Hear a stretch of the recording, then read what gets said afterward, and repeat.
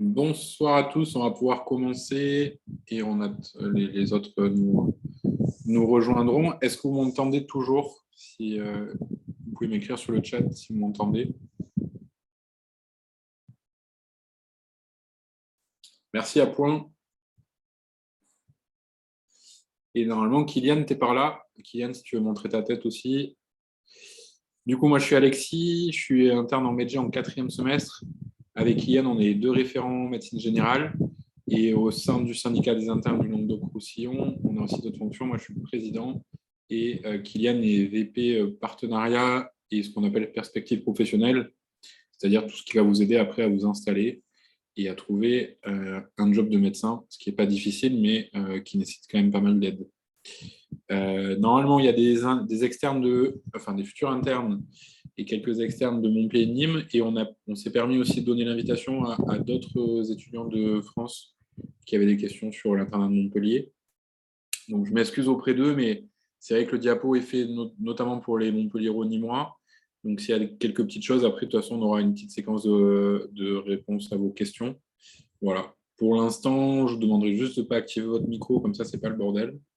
Et s'il y a des questions, mettez-les au fur et à mesure sur le chat et on y répondra à la fin. Voilà, on reprendra les diapos s'il faut.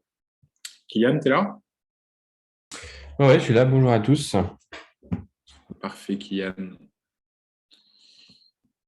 Et donc, je vais vous présenter la présentation. Vous ne voyez pas, c'est ça.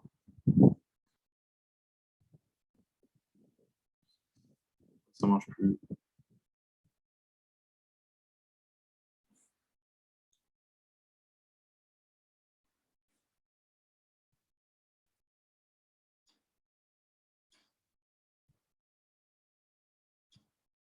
Voilà. Est-ce que vous voyez le diapo? Kylian, est-ce qu'on voit le diapo? Ouais, c'est bon, on le voit là. Parfait. Du coup, on va commencer. Pour ceux qui n'étaient pas là au départ, on enregistre et ça sera disponible via le Google Drive d'Ademos. Je sais que Théo, son président, est là, votre vice-doyen étudiant, donc il pourra le mettre après sur le Google Drive commun pour ceux qui sont sur Montpellier ou sur Nîmes. Donc on y va. La médecine générale, meilleure spécialité forcément de l'internat. Ça, vous prêchez deux convaincus ici si vous n'en êtes pas sûr. Une petite introduction d'abord sur l'activité. L'activité de la spécialité pendant l'internat, c'est ce qu'on appelle la maquette. Il y a eu une réforme en 2017 du troisième cycle, donc de l'internat, et qui a imposé des nouvelles maquettes, c'est-à-dire des nouvelles organisations des cursus. Et pour la médecine générale, ça se déroule en 3 phases sur Montpellier-Nîmes, avec ce qu'on appelle la phase socle, qui correspond à la première année pour l'ensemble des spécialités à l'internat, sauf la biologie où c'est en 2 ans, mais en tout cas pour l'ensemble des spécialités médico-chirurgicales, c'est en 1 an. Et ensuite une phase d'approfondissement de 2 ans pour la médecine générale, c'est variable pour les autres spécialités. Et vous voyez que normalement, il y a une 3e phase qui s'appelle la phase consolidation, mais qui n'existe pas encore en médecine générale. C'est la fameuse 4e année, on y reviendra tout à l'heure. Ça n'existe pas en médecine générale, mais c'est ce qu'on appelle les docteurs juniors pour les autres spécialités. La phase socle, alors ça c'est un tableau qu'on a repris du département de médecine générale. Faites pas attention aux thèmes, aux thématiques, réflexivité, approche centrée patient. Ça c'est plus sur la notion des cours qui seront abordés pendant ces années-là. Mais ce qui est important de voir, je pense pour vous, c'est les stages. Stages aux urgences et stages chez le Prat niveau 1 pour la première année. Donc, c'est un choix binaire. Une première partie de la promo va choisir les urgences. La deuxième partie va commencer par le praticien. Et sur le 2e semestre de la première année, vous inverserez. Et donc, ceux qui auront été aux urgences iront chez le Prat et inversement. Kylian, n'hésite pas à me couper si tu veux rajouter des choses. En DES2, donc sur la première année de phase d'appro, un stage santé de l'enfant qui est de 6 mois à Montpellier-Nîmes dans la subdivision, et un stage médecine polyvalente, on peut appeler ça médecine adulte aussi, qui est de 6 mois également et qui se fait forcément qu'en CH ou CHU. Et en 3e année, un stage de 6 mois à santé de la femme. Pareil, une des spécificités de Montpellier-Nîmes, c'est que c'est 6 mois à santé de la femme. Et un stage qu'on appelle SASPAS, ça veut dire stage ambulatoire en soins primaires et en autonomie supervisée. C'est une sorte de méga stage chez le praticien où vous êtes en autonomie supervisée, c'est-à-dire qu'il y a toujours quelqu'un dans le cabinet où vous êtes, mais c'est vous qui gérez votre flux de patients et qui gérez vos consultations. Et une partie aussi de ces semaines-là, ça se passe, où vous pouvez aller faire des demi-journées dans des spécialités en ambulatoire. Donc, aller faire une demi-journée en dermato, ça peut être en hospitalier aussi. Voilà. Il y a tout un tas de choses qui peuvent s'organiser. Voilà, donc c'est une maquette assez complète qui correspond à la réglementation depuis la réforme du troisième cycle. Notamment avec ces stages santé de l'enfant, santé de la femme, ça pose souvent les questions, parce que dans les autres subdivisions, en général, c'est du 3 mois santé de l'enfant, 3 mois santé de la femme, et à la place du coup d'un des deux stages, il y a un stage libre ou un stage en plus chez le Prat. Pour l'instant, nous, c'est pas organisé, enfin, c'est organisé comme le veut la loi. Il y a quelques difficultés, on ne vous le cache pas, sur les santé de la femme, parce qu'il y a très peu de terrains de stage, et à l'hôpital, ça peut être compliqué. Mais c'est les seuls points négatifs sur les stages que je dirais voilà, sur ça. Et c'est des stages qui sont souvent partagés, c'est ça l'avantage, c'est que vous allez faire 3 mois chez le praticien et 3 mois en hospitalisation. Voilà. Hop. Alors, pourquoi Montpellier? Pourquoi choisir Montpellier? D'ailleurs, Montpellier-Nîmes. Alors là, on a mis un peu un fourre-tout. Le but, c'était surtout de vous dire un peu les spécificités. Donc, à droite, la carte, on y revient juste sur la diapo d'après. On vous expliquera un peu les particularités. Un DMG actif. DMG, c'est département de médecine générale. C'est ce qui regroupe vos enseignants de médecine générale à la fac, à la fois les maîtres de stage universitaires et à la fois tous les autres enseignants qui sont MCU, MG, PUMG, etc., etc. On est suivi par ce qu'on appelle le portfolio.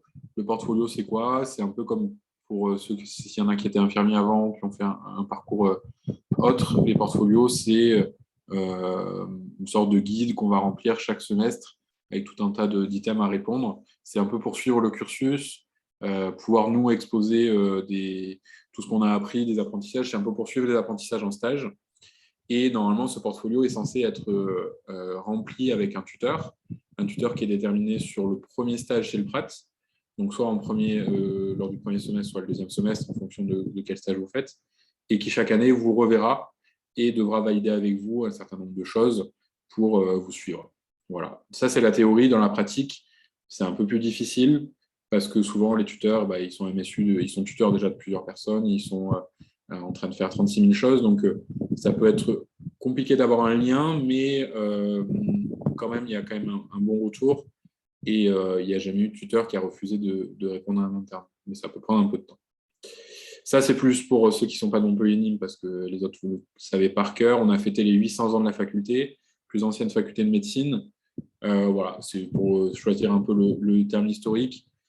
Sur la philosophie de la fac de médecine, il y a quand même pas mal de courants qui reviennent. Et sur la médecine générale, c'est vrai qu'elle a été délaissée pendant plusieurs années. Et ça fait une quinzaine d'années, entre 2004 et 2007, qu'elle a commencé à s'universitariser. Donc, ça veut dire que les profs, les enseignants et les maîtres de stage sont rattachés à la faculté. Et ça permet d'avoir maintenant quand même une spécialité qui est reconnue, une spécialité qui a de la recherche, une spécialité qui enseigne et un département de médecine générale qui peut s'affronter aux autres spécialités qui, des fois, sont un peu plus rudes avec les médecins généralistes. Sur la carte, on va y revenir. Juste pour dire qu'il y a un exercice qui est vraiment complet entre le libéral seul, c'est-à-dire le médecin qui est seul dans son cabinet. C'est de moins en moins fréquent et c'est pas ce que veulent les nouveaux médecins. Les maisons de santé pluripro, ça c'est vraiment au cœur et en général, je serai dans une maison de santé pluripro. Vous pouvez avoir l'exercice rural, l'exercice urbain, du semi-urbain, du semi-rural, comme vous voulez. Mais vous voyez, on va revenir sur la carte, mais on a la possibilité d'avoir tout un tas d'exercices dans la région. Il y a 2 CHU, on est la seule subdivision à avoir 2 CHU, celui de Montpellier et celui de Nîmes, qui sont séparés, et 8 CH qu'on va détailler après. Et bien sûr, une des spécificités pourquoi Montpellier, c'est le SILR, mais ça, on y reviendra après. Tous les éléments qu'on va décrire, je vous ai mis le lien là, du site du DMG, vous aurez le diapo aussi via Demos. Le site du DMG, dmg-montpellier-nîmes.edu.montpellier.fr. Vous allez retrouver tout un tas d'explications sur votre cursus en tant que tel, sur les apprentissages, les enseignements. Vous allez pouvoir télécharger la maquette des cours actuels. Elle sera revue. Vous aurez tous les cours, l'agenda des cours avant de commencer votre premier stage. Enfin, voilà, vous avez plein d'éléments sur les thèses aussi, si vous posez déjà des questions sur les thèses, sur voilà, tout un tas de choses autour de l'enseignement dans le DMG, dans le département de médecine générale. Vous allez sur le site et vous avez plein d'infos. Et ensuite, nous, sur le site du SILR, vous avez plein d'infos en open source aussi, c'est-à-dire que vous n'avez pas besoin de vous connecter pour les avoir, mais plus sur l'aspect vide interne, et on y reviendra tout à l'heure. La carte, donc ne faites pas attention à la carte du bas. Ce qui est juste intéressant, c'est de revenir après sur les centres hospitaliers. Mais vous voyez, la région, finalement, ce n'est pas que l'Aix-Languedoc-Roussillon, puisqu'on a un petit bout de l'Aveyron. Qu'est-ce que ça veut dire UPP? UPP, c'est les unités pédagogiques de proximité. C'est pour dire qu'en fait, en général, les capitales de département ou par exemple dans l'Hérault, il y en a 2, c'est pour être au plus proche de vous en stage, il y a des petits bouts de la fac qui sont répandus sur ces capitales de département, et ce qui permet pour certains cours de ne pas avoir à se déplacer tout le temps sur Montpellier et de pouvoir faire des cours dans ces UPP-là. En général, il y a un responsable d'UPP, qui est un des maîtres de stage, et qui est aussi un peu le référent du département. Donc, s'il y a un souci dans votre stage, côté fac, pas côté SILR, parce que nous, on est à Montpellier, mais pour tout le monde. Mais côté fac, c'est vrai qu'en général, c'est le référent de l'UPP, du département où vous êtes, qui sera à votre écoute. L'ODE, le 11, donc, est partagé en 2. Nous, on a la côté Narbonne, et Carcassonne, maintenant, depuis 3-4 ans, appartient à Toulouse. Voilà, donc n'essayez pas d'aller à Carcassonne en stage, vous ne pourrez pas y aller, mais par contre, vous pourrez aller à Millau. Et donc, sur les centres hospitaliers, vous avez toute la liste des centres hospitaliers. Donc, le CHU de Montpellier dans l'Hérault, enfin, dans Montpellier. Il y a 3 cliniques aussi qui peuvent recevoir des internes. Beau Soleil, Millénaire, et alors Mas du Rocher, ça n'existe plus, mais vous avez la clinique Saint-Jean. À Béziers, vous avez le CH, à Narbonne également. Dans le Gard, vous en avez plusieurs. Vous avez le CH d'Alès et de Bagnols, le CHU de Nîmes, auquel est rattaché aussi la partie du Gros-du-Roi. Et vous avez un petit hôpital à Pont-Saint-Esprit, mais qui fait principalement EHPAD et SSR. Mais s'il y en a qui sont intéressés en stage, ça peut être possible. Dans l'Aveyron, donc, on a Millau. On a Millau et on a quelques MSU. Excusez-moi, je reviens en arrière. Et parce que je n'arrive pas à voir la fin de ma diapo. Voilà. Et à Perpignan, vous avez le CH de Perpignan. Et vous avez un nouveau CH qui vient dont on vient d'avoir l'agrément, qui est le CH de Cerdagne, qui est un hôpital franco-espagnol qui est sur l'enclave de Cerdagne, enfin à côté de Font-Romeu, pour ceux qui connaissent, donc dans les Pyrénées, tout en bas là, du 66, sur le côté. Et c'est un CH où vous avez un service de pédiatrie qui a été ouvert, et donc vous pouvez faire un stage franco-espagnol pour ceux que ça intéresse. Tu as oublié la Lozère. Oh là là, j'ai oublié la Lozère, ça va me faire taper. Et la Lozère, un des meilleurs départements pour de vrai, et je ne dis pas ça juste parce que c'est isolé, mais il y a des super stages, et Kylian pourra vous en parler tout à l'heure si vous êtes intéressé. Vous avez le CH de Mende, qui est un petit CH aussi, mais qui accueille des urgences, des stages de médecine, des stages de pédiatrie, de gynéco, et des stages Prat qui peuvent être super cool. Et peut-être Kylian, tu pourras partager tout à l'heure ton expérience sur ça. La formation théorique, donc on y revient un peu. Pareil, vous avez toutes les infos sur le site du DMG. Les cours sont faits par le département de médecine générale, en général le jeudi, pas tous les jeudis. Vous verrez, vous aurez le planning à l'avance, et ça peut aller de 2 jeudis par mois à rien du tout. En général, à partir du mois de juin jusqu'au mois de septembre-octobre, il y a très très peu de cours, donc l'été, vous êtes plutôt libre. Et leur grand mot, c'est la réflexivité. La réflexivité, c'est quoi? C'est apprendre à réfléchir sur sa pratique et apprendre à être réflexif, c'est-à-dire comment je fais les choses. Voilà. Ça, c'est un peu la théorie, la formation théorique qu'on a, c'est beaucoup axé autour de ça. Vous verrez, il y a des écrits à rendre. Voilà. Ce n'est pas intéressant de développer maintenant, de toute façon, c'est pareil dans toutes les subdivisions. Mais ne vous attendez pas à avoir des grands cours, des grandes conférences sur comment on pratique, on traite la dermatose de l'enfant, ou qu'est-ce que je vais pouvoir utiliser comme méthode pour soigner telle ou telle chose. Voilà. On enlève un peu cet esprit externat. On est des fois un peu loin. Il y a des super cours, comme il peut y avoir des cours un peu plus compliqués à suivre. Mais finalement, ce n'est pas ça qui va faire votre formation. C'est plutôt après comment vous allez être accompagné en stage. GEPT, atelier relationnel, qu'est-ce que c'est? Les GEPT, ça veut dire groupe d'échange de pratiques tutorés. En gros, c'est des groupes de parole sur des cas cliniques ou pas, ou sur des situations que vous avez pu vivre qui vous ont posé question. Sur la partie atelier relationnel, c'est sur des problèmes relationnels que vous avez eu avec des patients, des familles, des maîtres de stage aussi, des médecins. Le but, c'est qu'une fois par mois, vous puissiez débriefer des situations. C'est des séances qui sont obligatoires, qui sont organisées seulement sur le semestre d'hiver. Donc ça, c'est un réel plus. Avant, c'était toute l'année, c'était vraiment lent. Là, voilà, il y a 6 séances, une par mois sur le semestre d'hiver, autour de votre lieu de stage. Et c'est mélangé de la première à la troisième année d'internat, ce qui permet aussi de pouvoir découvrir un peu plus les autres promos et de pouvoir débriefer ensemble avec plus ou moins d'expérience sur les situations. De mon ressenti, ça a été un peu compliqué pour nous la première année parce qu'il y avait le Covid et du coup on faisait ça en visio, ça n'avait pas un grand intérêt. Mais après, ça peut être sympa suivant le tuteur de stage de GPT que vous avez et le groupe, s'il y a ça peut arriver qu'il y ait des bons moments quand même. Souvent, ça peut être autour d'un repas aussi. Voilà. Les ateliers de thèse, ça, c'est tout ce qui va vous aider pour votre thèse. La thèse, vous avez 6 ans pour la faire à partir du moment où vous commencez l'internat. C'est la durée de l'internat x2, donc 3 ans x2, 6 ans. Faites votre réflexion autour de ça tôt, parce qu'on voit énormément d'internes qui ont fini leur DES, donc qui ont validé les 2 phases, la phase d'appro et la phase socle, et qui ne passent pas leur thèse. Le problème, c'est que vous allez traîner, vous allez vous remplacer, et puis au final, il y a beaucoup de démotivation. Donc, pensez à votre thèse dès le départ. En MedG, c'est ultra compliqué parce qu'on n'est pas dans des spécialités où les chefs de service ont déjà des thèses à proposer et vous les attribuent un peu arbitrairement. L'avantage, par contre, en MedG, c'est que vous pouvez faire de tout. Il y a des internes qui font sur est-ce que quand on lit plus de livres, est-ce que ceux qui lisent plus de livres sont plus empathiques à la dermatose bulleuse et ses traitements. Voilà. En médecine générale, vous avez tout un tas de choses à faire. Éclatez-vous, vous pouvez vraiment vous éclater. Et puis, si vous avez la flemme, vous pouvez aussi trouver des sujets un peu faciles. Et il y a quand même pas mal une banque de sujets qui sera disponible. Dans les stages, rapidement, les MSU sont formés, sont accompagnés.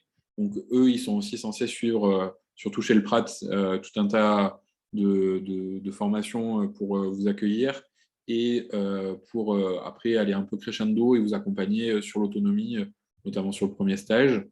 Ensuite, vous avez ce qu'on appelle les enseignements choisis à la fac. C'est en gros des options. Vous avez 2 ou 3 options à choisir par année, avec des cours en général qui sont dématérialisés sur Moodle, mais voilà, qui vont traiter un peu plus concrètement de certains sujets. Et ensuite, pour tous ceux qui posaient des questions, il y avait des questions là sur quand vous avez demandé de remplir. Il y a tout un tas de DU, DIU. Tout ça, vous avez les renseignements sur les sites de la fac. Ça, c'est pas du tout en lien avec votre cursus. À partir du moment où vous êtes interne, vous êtes médecin, et tout au long de votre carrière, vous pouvez faire des DU. L'avantage de quand on est interne, c'est qu'on est encore étudiant à la fac.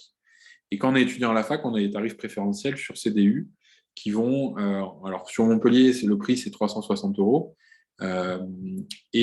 Ces DU, quand vous serez médecin, enfin, quand vous serez docteur, après que vous serez plus étudiant, ça peut monter jusqu'à 1000, 2000, 3000 €. Voilà, il peut y avoir des DU qui coûtent super cher. Donc, renseignez-vous, regardez un peu les tarifs, tout est indiqué sur le site de la fac.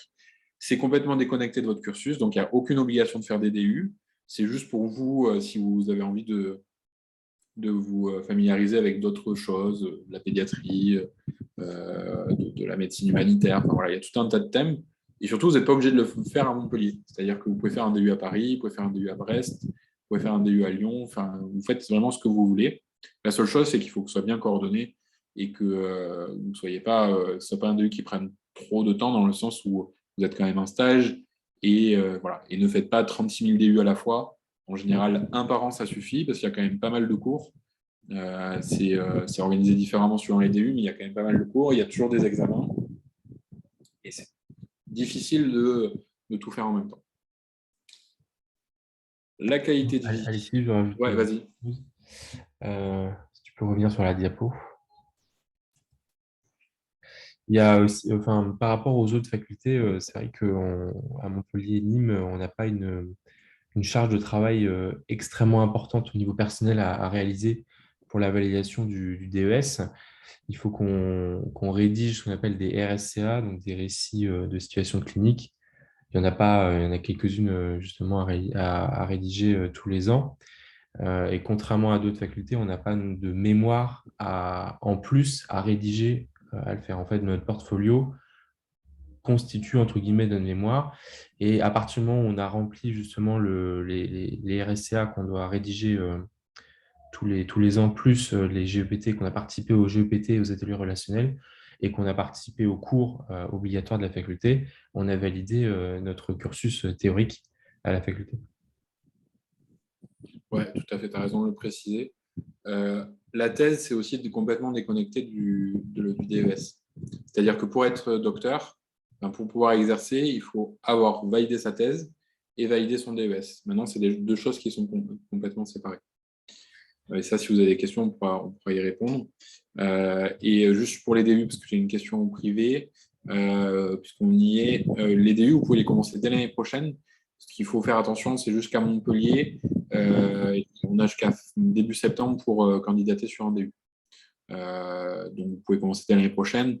Après, il n'y a pas d'obligation d'en faire. Voilà. Mais vous ne mettez pas la pression sur les DU parce que il y a vraiment, ça prend vraiment du temps et finalement, du temps, vous en aurez beaucoup pendant l'internat, mais peut-être vous n'aurez pas finalement envie de le consacrer à faire des DU. Et juste pour préciser, les RSA, ce n'est pas une spécificité montpelliéraine ou nîmoise, hein, c'est quelque chose qui se fait au niveau national dans le cadre de la médecine générale. Et donc, c'est en gros, on doit rédiger un récit de clinique qu'on a vu en stage et réfléchir à partir de ce récit clinique sur nous interroger sur notre ressenti, qu'est-ce qu'on y a pensé, et essayer d'élaborer une, une pensée réflexive sur la situation clinique. Du coup, la qualité de vie. Hop. Euh, c'est forcément stage dépendant, mais ça, c'est une réalité. Réflexe Gélule. Normalement, à Montpellier-Nîmes, vous connaissez tous Gélule. Gélule, c'est le site pour évaluer ses stages. Et même pendant l'internat, c'est toujours le cas et c'est même beaucoup plus utilisé par les internes. Vous verrez, avant chaque choix, vous utiliserez Gélule pour voir tel ou tel stage, à la fois sur les stages hospitaliers, mais aussi chez les stages chez le Prat, parce que tous les Prats, normalement, sont répertoriés et vous avez des commentaires depuis plusieurs années sur ces Prats-là. D'ailleurs, c'est intéressant, vous pourrez voir aussi les évolutions des stages où il y a des mauvaises évaluations, puis après il y a des bonnes évaluations, puis après il y a des mauvaises. Voilà. C'est assez intéressant quand même et ça, dès que vous serez adhérent du SILR, on pourra vous y associer. Pas d'inquiétude pour l'instant, ça ne sert à rien de l'avoir maintenant. En ambulatoire, la qualité de vie, elle est plus agréable parce qu'il y a vraiment le respect du temps de travail. Le temps de travail des internes, c'est réparti comment? Ça marche en demi-journée. C'est 10 demi-journées par semaine, dont 2 qui sont des journées de formation, demi-journées de formation. Donc finalement, normalement, on est censé, à l'hôpital ou en ambulatoire, faire que 8 demi-journées de clinique. Et bien chez le Prat, en ambulatoire, c'est toujours le cas. Donc c'est toujours agréable, vous verrez que vous travaillerez 4 jours par semaine. Ça ne veut pas dire que c'est quand même un stage qui est reposant, mais vous avez 4 jours par semaine que vous organisez avec vos Prats comme vous le voulez. En général, vous avez des binômes ou des trinômes et vous vous répartissez sur la semaine. En hospitalier, c'est en fonction des services. Comme vous le savez, comme vous avez pu le voir dans vos stages d'externat, le temps de travail des internes, 8 demi-journées, c'est un peu pas du tout la réalité. Et ça aussi, ça dépend des services. L'avantage en médecine générale, c'est qu'on a tellement de choix de services pour les médecins généralistes, les internes, qu'on essaye de choisir les services qui encadrent le mieux et qui sont le plus attentifs au temps de travail des internes.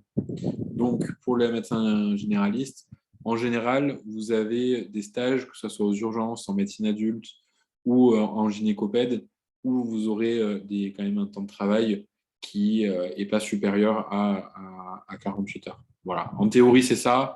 Après, en hospitalier, c'est toujours difficile. C'est un de nos grands combats dans les syndicats d'internes. pour faire respecter la loi. Le Conseil d'État, là, récemment, a fait de nouvelles recommandations. Mais voilà, en hospitalier, ça peut être un peu plus compliqué, surtout en période épidémique avec les Covid et tout ça. On ne sait pas encore où on en est vraiment. Donc, c'est toujours un peu compliqué. Les gardes, ça se fait aux urgences sur le premier ou deuxième semestre.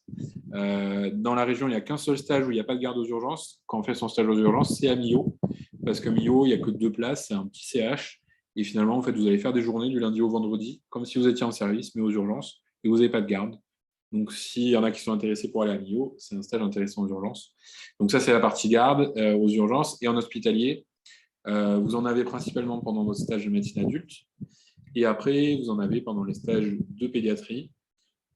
Et c'est rarement le cas, par contre, en gynéco. Ça dépend un peu des CH, mais vous ne faites pas de garde de gynéco-ops, ne vous inquiétez pas. Voilà. Il n'y a pas de garde quand vous êtes en ambulatoire, en libéral, sauf si vous voulez suivre vos prates qui font des gardes à la maison médicale. Après, par contre, il n'y a pas de garde obligatoire, mais souvent, ce qui arrive, c'est qu'il y a des internes qui ne veulent pas perdre la main aux urgences ou qui aiment bien ça et qui demandent au CH ou au CHU le plus proche de faire quelques gardes, c'est possible. Vous n'avez pas d'obligation, mais ça reste possible. Sur le post-internat, je vous ai mis un peu le salaire de ce qui était présenté là sur une étude de 2016. C'est difficile d'avoir un chiffre parce qu'il y a énormément d'écart entre plusieurs praticiens. Mais en gros, les médecins généralistes, c'est 75 000 € net par an, avant impôt, mais toutes charges comprises, par rapport aux autres spécialités qui sont plutôt à 98 000 net, en libéral, hein, pas à l'hôpital. Vous voyez que c'est un peu moins, mais c'est quand même très, très confortable, puisqu'on est à plus de 6 000 € par mois. La qualité de vie en libéral, il y a libre. En libéral, vous êtes libre. C'est ça qu'il faut retenir. Libre, ça veut dire de s'organiser comme on veut, de gagner l'argent qu'on a envie de gagner. Il y a énormément de prates, vous verrez, qui ont des exercices différents, d'autres qui font du 9h minuit. Alors, rassurez-vous, vous ne les suivrez jamais sur du 9h minuit, mais eux, c'est leur rythme, 9h minuit. Il y en a, moi, j'étais en stage sur un prat qui travaille que le matin, qui fait 9h midi, qui voit 10 patients par jour, mais parce qu'il a une autre activité à côté, il est agriculteur. Enfin, voilà, vous avez vraiment de tout dans le libéral, et c'est ça qui est intéressant aussi, c'est que vous gérez comme vous voulez. Le salariat, maintenant, c'est possible. Alors, le salariat, ce n'est pas du libéral, c'est plutôt en ambulatoire. Et vous avez des nouveaux types de centres de santé, c'est-à-dire où vous êtes employé par le centre de santé, un peu comme si vous étiez dans un hôpital ou dans une clinique, mais c'est quand même beaucoup plus réduit. Et vous êtes payé, en général, ça tourne autour de 5 000 – 6 000 € avec un nombre de patients minimum à voir. Par exemple, pour Filieris, qui a ce type de centre de santé, vous avez 6 000 € par mois et vous voyez du lundi au vendredi au moins 25 patients par jour. 25 patients, on est dans une moyenne plutôt basse. Plus si vous voyez plus de patients, vous êtes un peu mieux payé. Voilà. Mais c'est une autre forme de travailler en ambulatoire, donc pas à l'hôpital, avec d'autres contraintes, mais aussi d'autres facilités, parce que quand on est en salariat, la secrétaire, c'est pas nous qui la payons, on n'a pas de papier à faire. En général, il y a pas mal de matériel qui est présent sur place, des ECG, des dermatoscopes, plein d'autres choses. Voilà. C'est deux types d'exercices, mais le salariat, c'est de plus en plus développé. Comme médecin, vous pouvez travailler à l'hôpital aussi, avec plusieurs possibilités, soit comme médecin généraliste, soit dans un service un peu plus spécialisé. En général, c'est plutôt les centres périphériques. C'est rare de voir des médecins à l'hôpital en CHU, mais ça existe quand même. Mais c'est plutôt en centre périphérique où vous allez faire de la médecine polyvalente, de la gériatrie, possiblement encore un peu des urgences, même si c'est un peu plus compliqué. Mais voilà, il y a de nouveaux DES, de nouvelles spécialités, notamment la gériatrie, les urgences, qui sont arrivées depuis la réforme. Donc c'est un peu à nuancer, mais au vu du manque de médecins global en France, vous n'arriverez pas à trouver, vous arriverez à trouver ce que vous voulez faire. Le mixte, c'est possible. On voit de plus en plus de médecins qui font 15 jours de libéral, 15 jours d'ambulatoire et 15 jours d'hospitalier. Ça existe tout à fait. Et alors attention, ça c'est les grosses questions que vous entendez régulièrement. La coercition, c'est quoi? C'est d'obliger les jeunes médecins à s'installer dans une région particulière ou à ne pas s'installer dans une région. Voilà, nous on est farouchement contre. On pourra revenir là-dessus, mais ce n'est pas l'objet d'aujourd'hui.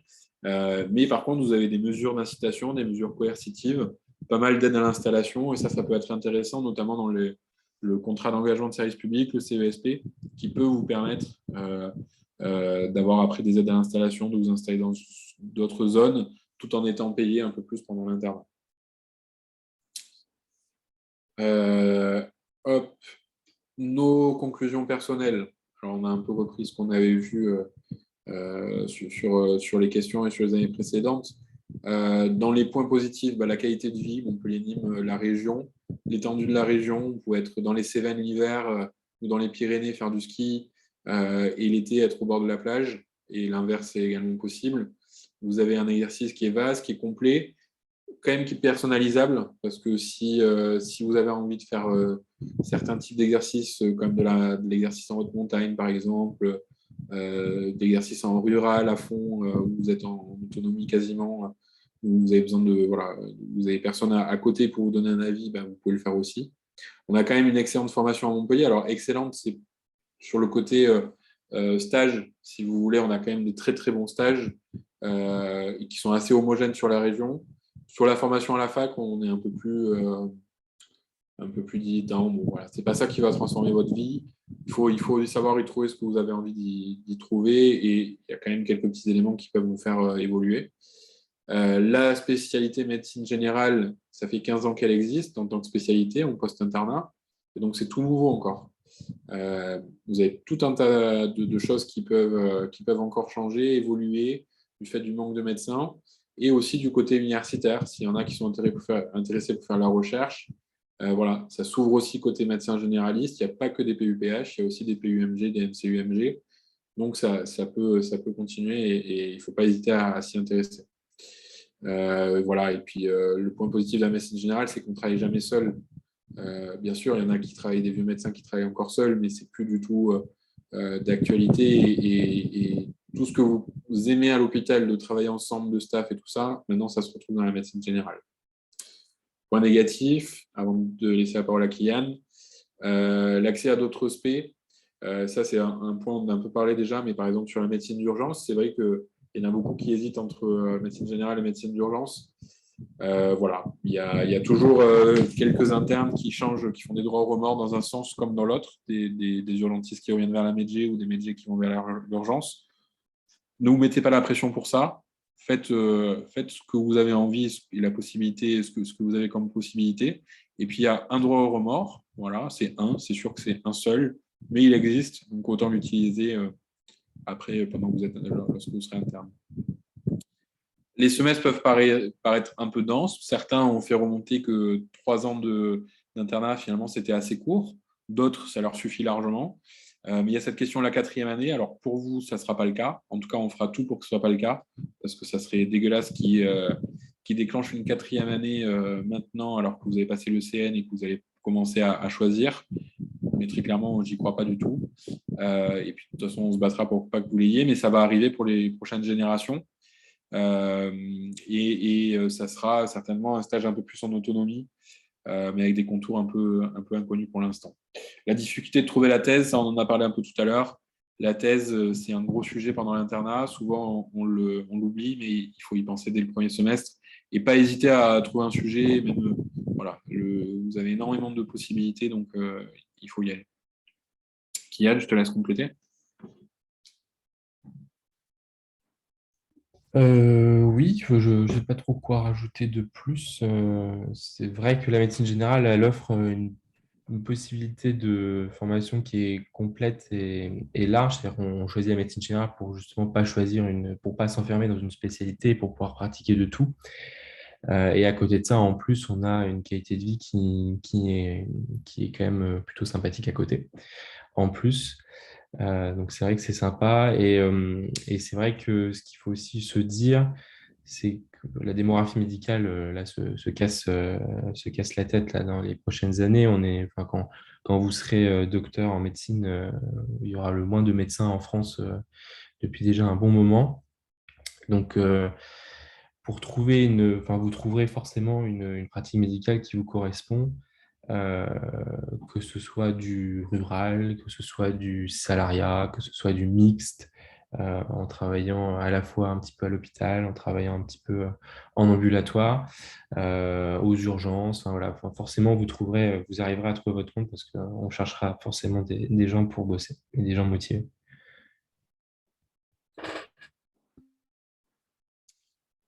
Voilà. Alors, à vos questions, ça c'était plutôt les questions de l'année dernière. Je vais faire juste ça, mais aussi cette année. Donc, les interchus, c'est possible. Notamment pendant les stages hospitaliers, c'est le plus simple, mais ça peut se faire chez le Prat aussi, surtout quand ça se passe. Le but, c'est d'anticiper un maximum. Si vous voulez partir à La Réunion, si vous voulez partir en Île-de-France, si vous voulez partir en Bretagne, vous pouvez partir n'importe où du moment où il y a des subdivisions. Aussi à l'étranger, c'est un peu plus compliqué, mais ça peut marcher aussi. Ça, c'est rarement vu en médecine générale, mais pourquoi pas, c'est pas fermé. Voilà. Mais l'interchus, ça s'anticipe au moins 9 mois avant. Vous pouvez trouver toutes les infos sur les autres subdivisions sur le site de l'ISNI, qui est l'Intersyndicale nationale des internes, où vous avez les autres subdivisions. C'est possible quasiment dans tous les stages, sauf en médecine adulte, où en général c'est refusé par la fac parce qu'il y a suffisamment de stages dans la région. Mais sur le stage santé de l'enfant, santé de la femme, ça se passe, vous pourrez trouver ailleurs facilement et avec plaisir. La première année, du coup, en général, ça ne se fait pas. Non pas que ce n'est pas possible, ça peut être possible, mais en général, comme il faut 9 mois de préparation en amont, c'est difficile de prévoir déjà. Les desks, c'était ce qui existait avant la réforme, c'est-à-dire des formations complémentaires qui étaient validantes, c'est-à-dire que quand on faisait le desk urgence, on était médecin urgentiste. Maintenant, ça n'existe plus, puisqu'il y a eu des créations de nouvelles filières, des nouvelles spécialités. Mais par contre, il existe les FST, les formations spécifiques transversales, qui ne sont pas validantes, c'est-à-dire que si on fait la FST médecine du sport, on ne sera pas médecin du sport, mais on aura des compétences en plus autour de la médecine du sport. Voilà, c'est une petite nuance, mais c'est important à comprendre. Et donc, il y en a 7 plus 6 maintenant. Il y en a une qui s'est créée il y a 4 semaines, un peu plus même. Mais vous avez la dictologie, la douleur, l'expertise médicale et les préjudices corporels, la médecine du sport, la médecine scolaire et les soins palliatifs. Et la nouvelle, c'est la médecine polyvalente. Médecine polyvalente, ça veut dire pouvoir travailler en médecine adulte, c'est 2 stages, médecine interne de gériatrie, c'est en gros la médecine générale à l'hôpital. Voilà, c'est la nouvelle FST qui vient d'être créée. Les FST, il y a très peu de place parce qu'il y a très peu de candidats aussi. En général, la plus demandée, c'est la médecine du sport. Mais voilà, chaque année, il y a à peu près toutes qui sont complétées, mais il peut y avoir entre 3 et 4 places par FST. Les stages en surnombre, c'est quoi? Stage en surnombre, ça veut dire que vous êtes en plus par rapport à l'effectif des internes dans un stage. Donc, c'est surtout en hospitalier. Validant, non validant, ça veut dire que vous savez à l'avance si vous voulez le valider ou pas. Ça, c'est des règles qu'on ne va pas vous embêter avec ça aujourd'hui. Mais ça permet, surtout sur les problèmes de santé, des grossesses, voilà, il y a quand même une faisabilité pour adapter votre cursus si vous avez des problèmes de santé sévères ou qui nécessitent un suivi dans une certaine ville ou quoi. Voilà, il y a ces possibilités-là. Pour les grossesses aussi, il y a des possibilités d'aménagement du cursus. Vous pouvez, enfin nous, on propose obligatoirement, avant de changer de spé, si vous voulez faire un droit au remorque, de pouvoir tester l'aspect. Donc en général, si vous avez fait un premier semestre en MedG, ça ne vous plaît pas, et que vous aviez possibilité de faire un remords en chir vasculaire et que voilà, vous aviez le classement pour aller en chirurgie vasculaire, vous pouvez faire un remords. On va vous proposer d'essayer cette spé pendant un semestre avant de changer définitivement. Pourquoi? Parce qu'il n'y a qu'un seul droit au remords qui est possible et ça permet d'éviter des drames de gens qui avaient changé de spécialité sans la tester et qui ne s'y plaisaient pas et qui ne pouvaient pas revenir en arrière. Les dispos, c'est possible aussi, c'est-à-dire que vous pouvez ne pas avoir de stage pendant 6 mois, vous n'êtes pas payé, mais vous pouvez faire quelque chose d'autre ailleurs, vous pouvez remplacer si vous êtes remplaçant, etc., etc.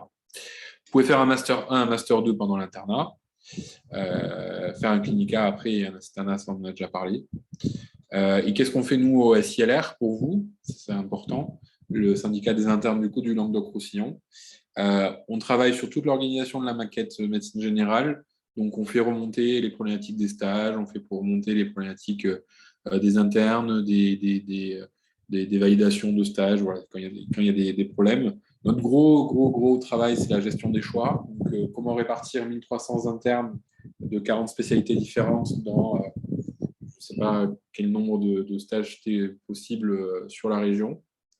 Essayer d'améliorer les offres de formation théorique. Donc, il nous est arrivé de proposer des fois des conférences thématiques un peu plus spécialisées en faisant intervenir d'autres internes ou des spécialistes. On vous accompagne, on vous soutiendra, ça vous pouvez en être assuré. Et je pense qu'il y a de nombreux témoignages qui peuvent remonter qu'on est là pour soutenir les internes en difficulté. Et il y en a, il ne faut pas hésiter à revenir vers nous si vous êtes en difficulté à un moment, ça arrive à tout le monde. Donc voilà, on est là pour ça. On organise pas mal de séminaires, de conférences autour de l'installation, de la vie comme interne, de comment protéger, avoir des assurances. Voilà, il y a tout un tas de choses. Et surtout, l'avantage de Montpellier-Nîmes, c'est qu'on est une association mélangée avec l'ESP. On n'a pas deux associations d'internes. Le but, c'est de travailler ensemble. C'est de dire aussi que la médecine générale, c'est une vraie spécialité. Ce n'est pas une spécialité à part. Ce n'est pas juste un petit truc qu'on fait parce qu'on a la flemme de faire une spécialité. Non, non, on est une vraie spécialité. Et ça, on trouve normal de pouvoir travailler avec les autres et de pouvoir défendre les mêmes choses et puis surtout se connaître. Parce que aussi, le travail en interpro, après en interspé, c'est important. Donc, notamment sur tous les moments de détente qu'on peut organiser, qui seront organisés dans les internats, vous pourrez retrouver d'autres spécialités. Le mot de la fin, pas plus. La médecine générale, vraiment, c'est une super spécialité. Vous pouvez vraiment faire tout ce que vous aimez, avoir la pratique que vous voulez, la pratique à la fois dans l'exercice libéral, salarié, mixte, CHU, ville, campagne, hôpital, mi-temps, plein temps. Enfin voilà, vous aurez une opportunité à la fin. C'est quand même un internat qui dure 3 ans. C'est long, 3 ans. C'est dense. Vous aurez du temps quand même, notamment quand vous serez chez le Prat, mais ça passe vite. Il y a quelques petites choses à faire. Il y a toujours, voilà, vous aurez toujours un peu l'esprit occupé, mais quand même, on se régale. L'internat, c'est vraiment un moment où vous allez vous éclater, rencontrer du monde, faire de nouvelles expériences, voilà, connaître le vrai métier et surtout, vous verrez, si vous commencez par les urgences, une fois ensuite vous êtes chez le Prat, c'est vraiment le vrai métier et on se pose enfin, on est content, on est actif, on s'autonomise et voilà. C'est un peu le mot de la fin que j'avais envie de dire. Kylian, je te laisse dire aussi ton petit mot de la fin avant de répondre aux questions. Ouais, c'est ça en fait, hein. Ouais, enfin, moi, pourquoi j'ai choisi la médecine générale, c'est vraiment pour avoir la liberté de faire ce que je veux et de pouvoir décider moi-même de ce que j'avais envie de faire, de ne pas être contraint par l'hôpital, de pouvoir exercer, si j'ai envie, 2, 3 jours à l'hôpital, faire une garde par-ci, par-là aux urgences pour aider des collègues, pour travailler en ambulatoire, pour organiser mon réseau, pour coordonner le patient, hein, parce que c'est ça la médecine générale, on coordonne le parcours de soins du patient. Et c'est vraiment d'avoir cette liberté qui est vraiment satisfaisante au quotidien, de pouvoir faire ce qu'on veut quand on veut.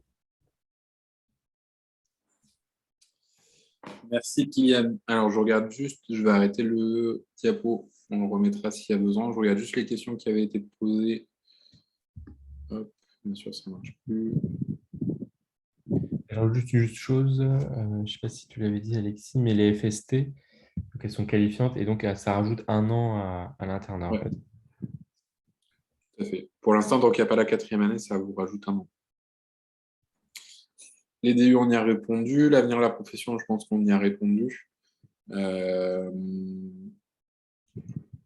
Travailler en CHU, on y a répondu. Et là, les 4 ans, on y a répondu. Toutes les questions, il y a quelques questions qui avaient été posées. S'il y en a d'autres, levez la main si vous voulez la poser en direct. Sinon, mettez-la dans la partie discussion.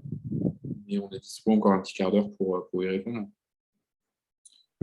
Notamment, je ne sais pas si ça vous intéresse, on n'a pas parlé de comment se passait le choix des stages, on n'a pas parlé de la vie à l'internat comme logement, je parle. Voilà, si vous avez quelques sujets encore qui vous intéressent, n'hésitez pas à envoyer un petit message. Sinon, on se dit au revoir, tant pis. Après, on reste toujours dispo, hein, même après. Le choix des stages, allez, on y va sur ça. Comment vous choisissez votre stage? Eh ben, malheureusement, c'est encore avec le classement de l'ECN. Tout confondu, c'est-à-dire qu'on y remet les CESP pour ceux qui avaient un CESP. Donc, dans votre promo, pendant l'internat, on réfléchit toujours par promo maintenant. Depuis la réforme, on ne réfléchit plus les années mélangées, mais vous serez la promo, pour ceux qui l'ont passé cette année, la promo 2022, et vous direz que vous serez toujours promo 2022 et vous choisirez toujours avec la même promo, sauf si après vous êtes décalé. Dans cette promo, donc, vous serez classé. Et là, en septembre, vous choisirez votre premier stage pour le 2 novembre. en fonction du classement. On ne choisit pas avant si on va commencer par les urgences ou par le Prat, on choisit tout en même temps. Donc, c'est un peu un jeu de stratégie aussi, suivant si vous voulez commencer par les urgences ou par le Prat, suivant comment vous êtes classé. Sur le deuxième semestre, du coup, à chaque fois, vous devrez choisir dans l'autre stage. Et donc, il faut anticiper ça un peu aussi et voir comment on serait classé dans l'autre stage. Il y en a qui s'en foutent complètement du classement et qui prennent un peu ce qu'il y a. Il y a toujours du choix.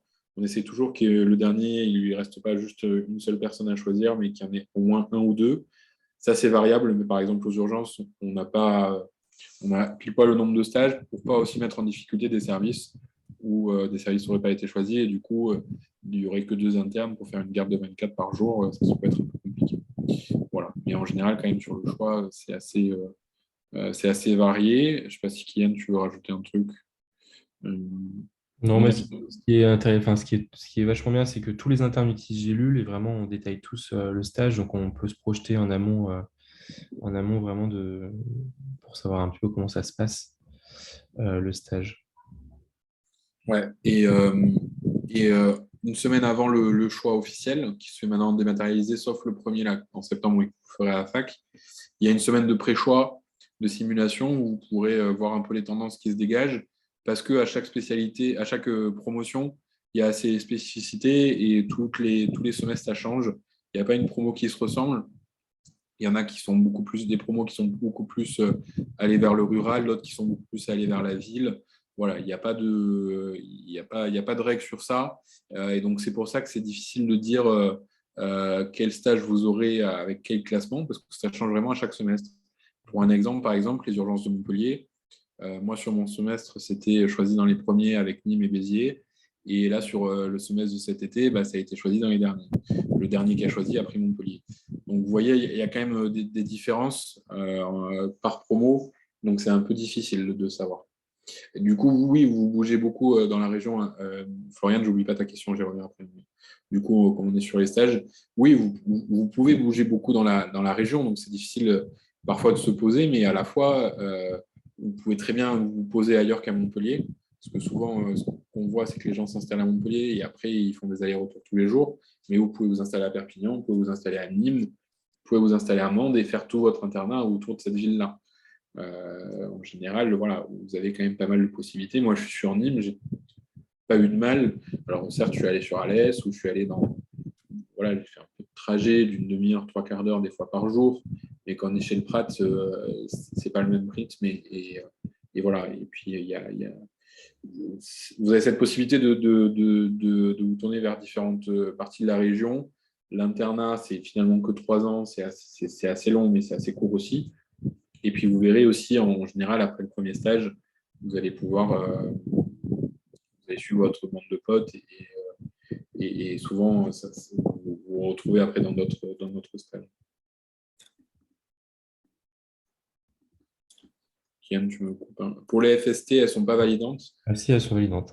Oui, elles sont validantes, mais tu ne deviens pas médecin du sport. Tu es médecin généraliste avec la FST médecine du sport. Spécialité médecine du sport, tout à fait. Pour être algologue, tu as la FST douleur, Florian, et ça te permet d'avoir des compétences en plus, donc validantes, mais en algologie. Donc ouais, c'est possible. Comment avoir une idée des stages d'urgence qu'on peut avoir sur notre classement en septembre?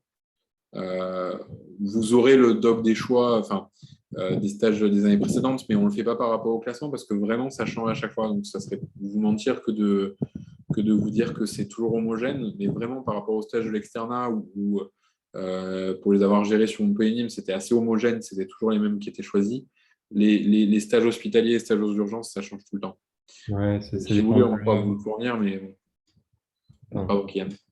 Oui, ça dépend de là où enfin, s'il y a des internes de la région, ça dépend de là où les internes ont l'habitude de vivre déjà de base.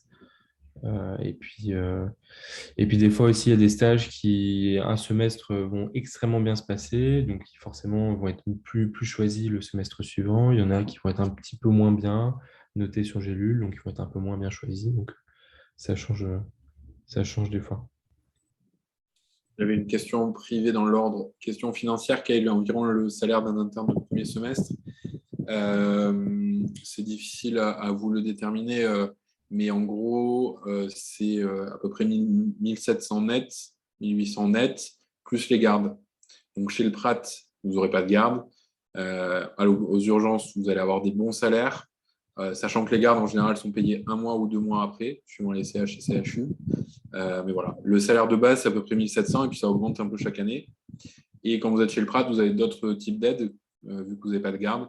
Vous avez des forfaits pour les transports. Si vous êtes à plus de 15 km du stage sur au moins un des praticiens et à plus de 15 km du CHU de Montpellier, qui est le CHU de référence, vous avez 130 euros, ou 150, je sais pas, 150, 130. 130 brut. Et si vous êtes dans une zone sous-dense, ce qui est le cas à peu près de 80% de la région, vous avez droit à une indemnité de logement de 300 euros brut.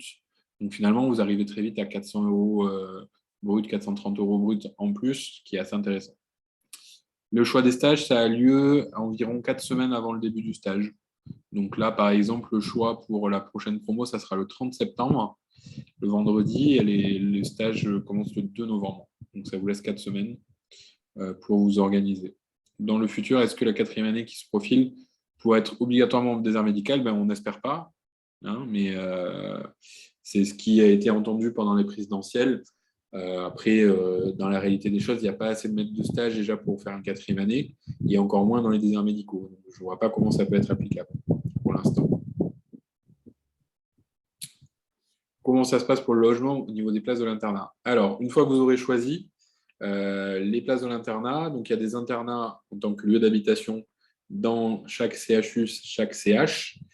Là où c'est le plus difficile d'avoir des places, c'est à Montpellier, parce qu'il y a une trentaine de places pour plus de 300 nouveaux internes. Donc, vous avez très peu de chances de l'avoir.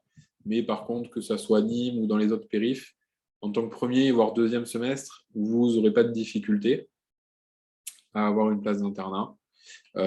L'internat, souvent, c'est bien, souvent, c'est pas bien aussi.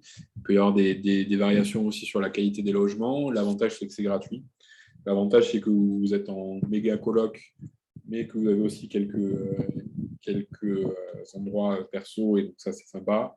C'est là où vous allez découvrir du monde. Et pour le stage aux urgences, en dehors de Montpellier, vous êtes quasiment assuré d'avoir un logement. Alors non, vous ne choisissez pas tout en septembre, hein. Vous choisissez que le S1. Le choix, il se fait par semestre. Et donc, il y a c'est fin septembre, là, le 30 septembre pour le premier semestre. Et le deuxième semestre, ça se fait au général fin mars, début avril pour le demi. Et c'est au fur et à mesure à chaque fois. Et du coup, ce n'est pas le même groupe sur une année sur l'autre. C'est-à-dire que si vous étiez dans un groupe qui a commencé par les urgences, vous n'allez pas obligatoirement commencer par la santé de l'enfant sur l'année d'après. À chaque fois, les cartes sont rebattues. Alors pour les gardes, du coup, si tu es au stage en urgence, forcément tu vas faire des gardes, hein, parce qu'il y aura sauf Mio, qui est l'exception ici dans notre subdivision, mais sinon tu feras des gardes directement, même dès le premier jour, hein, d'ailleurs, il faut quelqu'un de garde. Après, si tu es chez le Prat, dès les premières semaines, si tu as envie de faire des gardes aux urgences, tu peux très bien te rapprocher des internes qui sont aux urgences pour essayer et du CH qui est dans l'endroit où tu as envie de faire des gardes pour essayer de voir avec eux comment ils pourraient être intégrés dans le planning de garde. Et après, si vous faites une autre spécialité, un peu pour compléter aussi ça, en général pour les gardes d'étage, c'est les gardes plus compliqués qu'aux urgences, où en général vous avez l'habitude. Les gardes d'étage, il y a un petit délai de 3 semaines, un mois avant de commencer à en faire. Ou en tout cas, vous êtes accompagné sur les premières et c'est les vieux semestres qui les font. Pour le premier choix, il ne sera pas dématérialisé parce qu'on veut rencontrer la promo. Donc, il n'est pas dématérialisé, mais par contre, vous aurez la possibilité de faire des procurations. Et puis, la semaine d'avant, il y aura la semaine de simulation des stages, donc des choix. Donc, vous pourrez à ce moment-là anticiper un peu vos choix et être représenté soit par le SILR, soit par quelqu'un d'autre pendant le choix des stages. Les terrains de stage aux urges qui font des 24 heures, tous, sauf Montpellier Millau. Mais en général, à Perpignan, vous n'avez pas. Non. En fait, à Perpignan, on peut faire des 24, mais en général, 12 heures, c'est déjà pas mal et c'est déjà suffisamment claqué. Donc, on évite d'en faire. Il y a deux, trois fois où j'en fais des 24, Mais c'est vraiment parce qu'on n'a pas trouvé d'autres solutions pour ne pas le faire à 24. Voilà. Mais en gros, il y a deux gros systèmes. Il y a le système CHU où à Montpellier, c'est que des 12 heures et à Nîmes, c'est que des 24. Vous avez le système Perpi qui est un peu à côté où c'est des 12 et après vous pouvez les enchaîner ou pas. Et il y a les systèmes dans les autres périphéries où en général il y a une gare de 24 et une gare de 12 heures. Ça dépend des secteurs parce que le flux est un peu moins important et c'est plus intéressant de faire ces stages des fois aux urgences ailleurs que dans les gros CHU parce que vous avez différents types de secteurs et vous n'avez pas le même, voilà, vous n'avez pas que des gares de 24 heures. Et pareil, ça, c'est détaillé à chaque fois dans les évaluations. J'ai lu, Ouais, tout le monde explique comment ça fonctionne, l'organisation du service. Donc, vous serez au courant avant de choisir. tout à fait. Concernant le CSP, si on choisit de s'installer dans la région, l'organisation de l'internat reste bien la même. Ouais, le CSP, donc c'est le contrat d'engagement de service public. C'est le fait de toucher à peu près 1200 euros brut par mois et de s'engager à s'installer après sur une zone sous-dense. Euh, on a permis à ce que ça permette d'orienter un peu son parcours. Orienter, ça veut dire quoi? Ça ne veut pas dire forcément choisir tout le temps ses stages, mais au moins être dans une localité où vous souhaitez vous installer, où vous avez un projet pro. Parce que souvent, ceux qui ont le CESP, c'est des populations un peu plus qui ont eu d'autres parcours avant, qui sont chargés de famille, ou voilà. Donc on a permis cette adaptation, que ce soit un peu plus cohérent, parce que déjà, les gens qui l'ont vont s'installer un certain nombre d'années en zone sous-dense, donc vous puissiez créer votre réseau, et voilà. Parce qu'en général, quand on fait un CSP, on a un projet pro derrière la tête. La maquette Montpellier-Nîmes, c'est 6 mois pédiatrie gynéco ou 3 mois, 3 mois. Et ben, c'est 6 mois pédiatrie, 6 mois gynéco. Et par contre, dans ces 6 mois, tu as 3 mois de PRAT, donc d'ambulatoire, et 3 mois d'hospitalier. Voilà.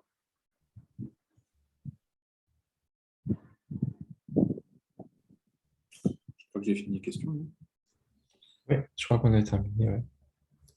Ouais. Parfait. Je Vous vous êtes... mets en. Pardon. Vas-y. Je Si vous vais avez... juste vous remettre la dernière diapo parce que j'ai rajouté un truc. Mais vas-y, dis si tu veux. Si vous avez d'autres questions, il ne faut pas hésiter à nous envoyer un mail. Je pense que tu l'as mis sur la diapo. C'est ce que je vais mettre là. Excellent. Et sinon, il y a le Discord aussi qui existe, qui avait été monté l'année dernière, que vous pouvez retrouver sur le interne de France. Pareil, je réponds aux questions. On répond aux questions sur le Discord.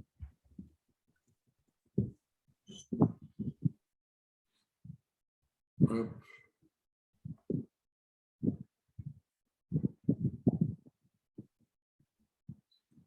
Voilà. L'adresse, c'est med.ge@slr.fr. N'hésitez pas à nous poser des questions. Ceux qui ont besoin aussi, on a un petit livre, alors qui est plus pour les externes qui n'étaient pas à Montpellier-Nîmes, mais on peut vous l'envoyer aussi si vous étiez à Montpellier-Nîmes sur la présentation de la MEDG. Mais voilà, on sera ravis de vous répondre et on sera disponible.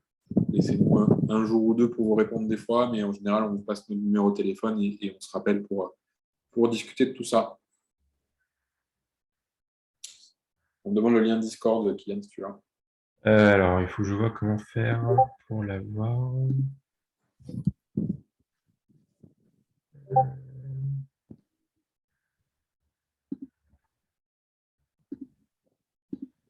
Normalement, si vous allez sur le groupe interne de France, vous tapez Discord dans la recherche et vous allez trouver le lien direct. Parce que là, je ne sais pas comment faire pour l'avoir.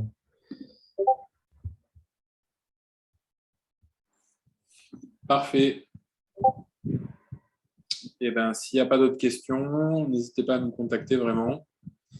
Et on vous souhaite un bon été. Prenez le temps de bien réfléchir. Vous avez le temps de réfléchir, vous avez le temps de trouver la meilleure spécialité, qui est la médecine générale, et de la choisir à Montpellier-Nîmes.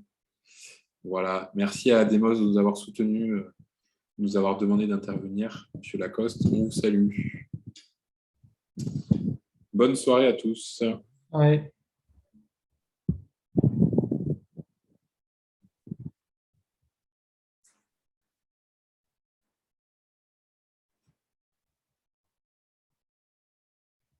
Salut Kylian.